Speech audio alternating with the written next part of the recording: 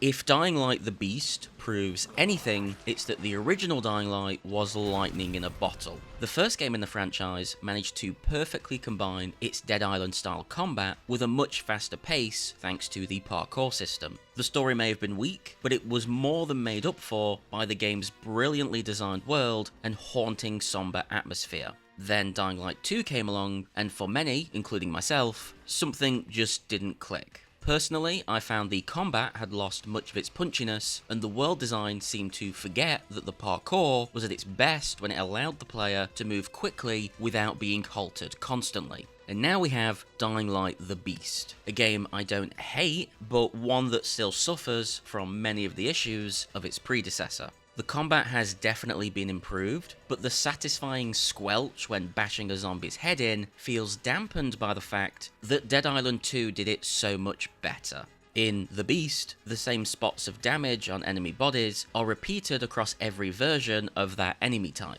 while Dead Island 2's undead hordes became unable to tell apart due to the physical variety and incredibly detailed flesh damage points. And while I'm still comparing the two, Dying Light's colourful sibling only highlights how drab the colour scheme in this franchise is. The first time around, it still felt fresh to have a mostly grey and brown colour scheme. After all, we were still in the era where Gears of War inspired games dominated the industry. And while I'm not saying Dying Light the Beast should have looked like Borderlands, it would have been nice for my eyes to get a little bit more visual variation. Like I said, I really don't hate Dying Light the Beast, but I do think that Techland's flagship property is getting a bit long in the tooth. I've always praised that company's ability to take criticism and constantly go above and beyond to create the experiences gamers want to play. So while I think The Beast is a solid enough game and definitely has considerable entertainment value, I do think it's time for Techland to show what else they can do outside of the Dying Light IP.